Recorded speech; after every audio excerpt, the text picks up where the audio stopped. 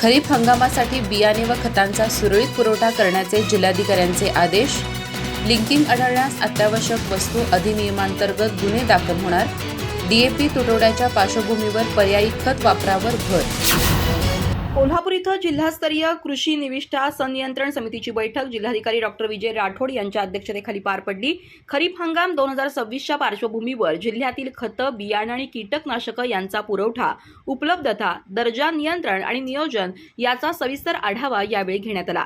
या बैठकीला जिल्हा अधीक्षक कृषी अधिकारी जालिंदर पांगरे, कृषी विकास अधिकारी राजेंद्र माने, मोहीम अधिकारी सुशांत लवटे, जिल्हा गुणवत्ता नियंत्रण निरीक्षक संभाजी शेणवे यांच्यासह तालुका स्तरावरील कृषी अधिकारी, निरीक्षक तसंच खत उत्पादक कंपन्या आणि विक्रेत्यांचे प्रतिनिधी उपस्थित होते. जिल्हाधिकारी डॉक्टर विजय राठोड यांनी खरीप हंगामासाठी बियाणांचा मुबलक आणि वेळेत पुरवठा सुनिश्चित करण्याच्या सूचना बियाणे उत्पादक कंपन्यांना दिल्या. तसंच खत उत्पादक कंपन्यांनी पुढील 15 दिवसांचा सविस्तर पुरवठा आराखडा सादर करून खतांचा सुरळीत पुरवठा राखावा असे निर्देश दिले.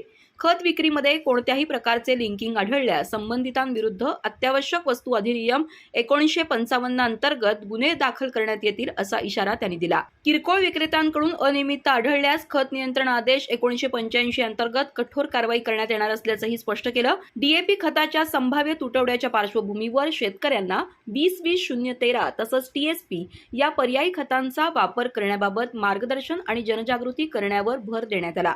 काही विक्रेत्यांकडून मागील बाकी किंवा अतिरिक्त शुल्क खरेदी बिलात समाविष्ट करून विक्री केल्याच्या तक्रारींची दखल घेत अशा गैरप्रकारांवर कडक कारवाई करण्याचे आदेश देण्यात आले. कृषी विभागानं बाजारपेठेवर सतत नियंत्रण ठेवून शेतकऱ्यांना गुणवत्तापूर्ण आणि वेळेत कृषी निविष्ठा उपलब्ध करून द्याव्यात असे निर्देशही जिल्हाधिकारी यांनी दिले.